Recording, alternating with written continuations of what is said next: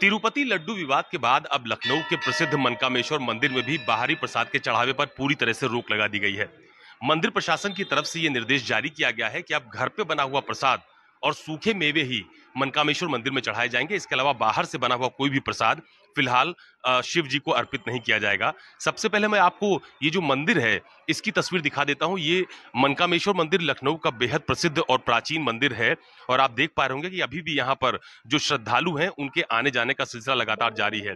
दरअसल ये शिव मंदिर लखनऊ के प्राचीन शिव मंदिरों में से एक बताया जाता है, जिसमें भगवान शिव के बेहद विशालकाय जो स्वरूप है वो देखने को मिलता है। अब फिलहाल जो तिरुपति मंदिर लड्डू विवाद है उसके बाद यहाँ पर जगह जगह पर एक पोस्टर चस्पा किए गए हैं। ये मंदिर के मुख्य द्वार पर आप देख पा रहे होंगे पोस्टर चस्पा किया गया है। ठीक इसी तरह से मंदिर के चारों तरफ ठीक इसी तरह के पोस्टर यहाँ पर चस्पा किए गए हैं, जिसमें लिखा गया है जो मंदिर की पीठाधीश्वर है मनकामेश्वर मंदिर की महंत दिव्या गिरी, उनकी तरफ से बाकायदा ये इंफॉर्मेशन यहाँ पर साझा की गई है कि मंदिर में भोग हेतु अपने द्वारा बनाया गया प्रसाद सूखे मेवे ही गर्भगृह में चढ़ाएं।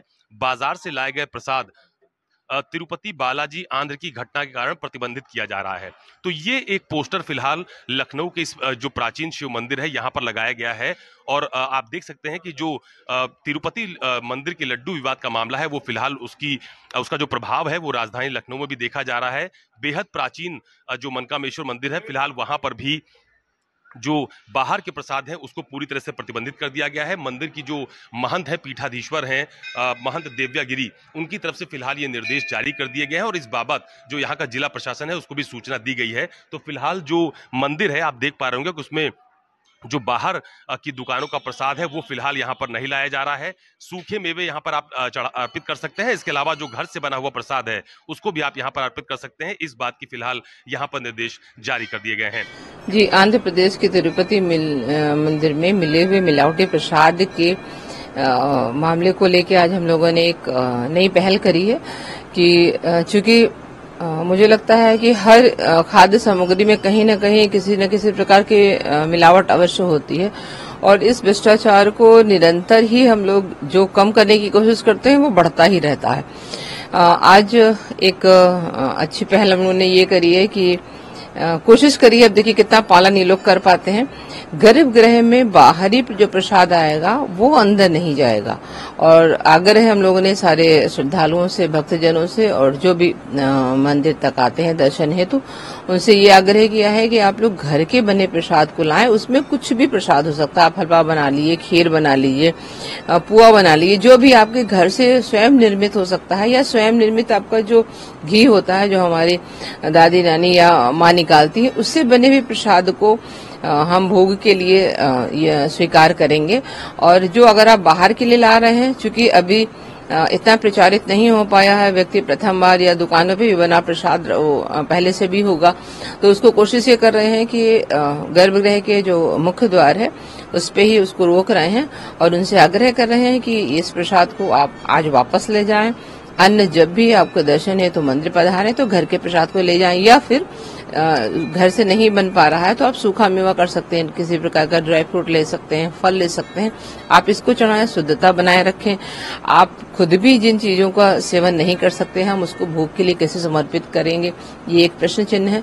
तो ऐसा हम लोग आग्रह लगातार कर रहे हैं। मनका कह रहे हैं या श्रद्धालु जो आ रहे हैं उनके वो क्या कह रहे हैं? देखिए, उनके लिए तो नया ही होगा, परंतु जो आस्था पे आघात है कहीं ना कहीं हर व्यक्ति इस बात से आहत है जो कभी लहसुन प्याज नहीं लेते हैं, उनके लिए तो ये बहुत बड़ी बात है और बहुत असहनीय बात है। अचानक से किसी को पता चलता है अरे हमने वहां के प्रसाद में ये ग्रहण कर लिया।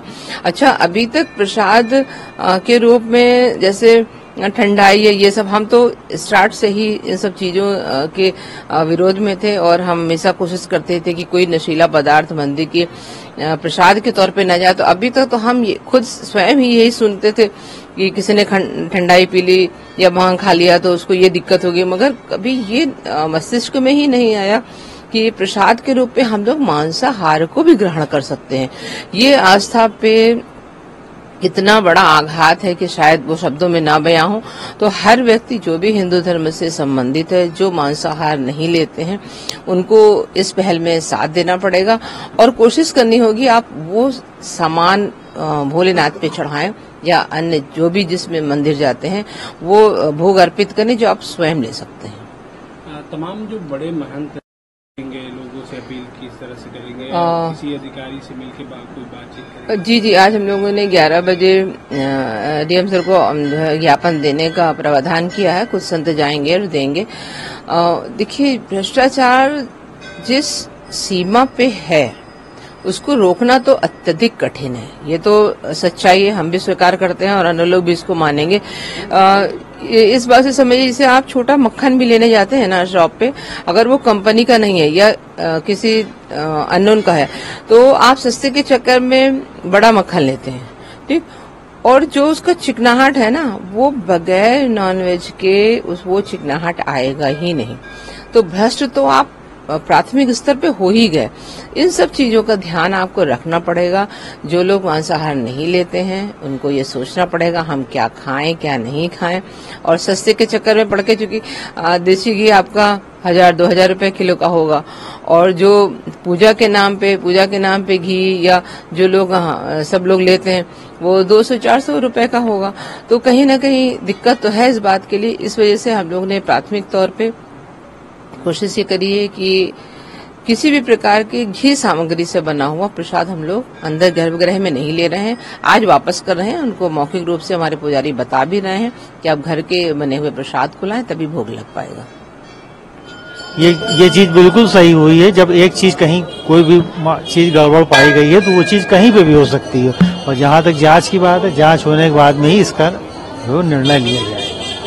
किस तरह से देखते हैं तिरुपति मामले के बाद अब लखनऊ में ऐसा? वैसे लखनऊ देखिए ऐसा होता है, कभी कभी कोई चीज फैल जाती है तो उसको माना जाता है सब जगह है, लेकिन ऐसा है नहीं। लेकिन फिर भी अगर नहीं भी है तो भी हमको प्रिकॉशन लेके ही उस काम को पूरा करना चाहिए। क्या लगता है सरकार और प्रशासन कार्रवाई, सरकार उस पर निश्चित रूप से कार्रवाई करेगी, प्रशासन उस पर जो है निश्चित रूप से कार्रवाई करेगा।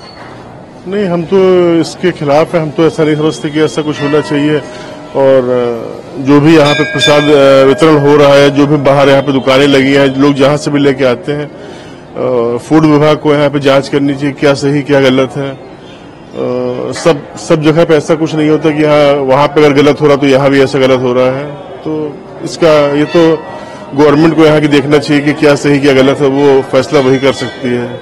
मेरे हिसाब से ये चीज ठीक नहीं है। और यहाँ पे आस्था का विषय जुड़ा हुआ है तो हर आदमी चाहता है कि हम अच्छे से अच्छा भोग चढ़ाएं, अच्छे से अच्छा भगवान को खुश करने के लिए सारे जत्न प्रयास करता है कि हाँ उसकी अपनी एक इच्छाएं जुड़ी होती हैं, कि अपने परिवार की इच्छाएं जुड़ी होती है कि हम परिवार के साथ जा रहे हैं तो अच्छे से अच्छी मिठाई लेकर जाए, अच्छे से अच्छा भोग लेकर जाए भगवान के लिए। और उसमें अगर वो नहीं जा पाता तो फिर जाहिर सी बात है वो चीज अच्छी नहीं है। और बाकी ये गवर्नमेंट को देखना चाहिए कि हाँ क्या सही क्या गलत है, उसमें निर्णय सब गवर्नमेंट को इस पर थोड़ा सा एग्रेसिव होना चाहिए इन सब चीजों पे कि कौन मिलावट कर रहा है कौन नहीं मिलावट कर रहा है। जारी कर दिए गए हैं। कैमरा पर्सन धर्मेंद्र साहू के साथ अशोक तिवारी, लखनऊ, न्यूज़ 24।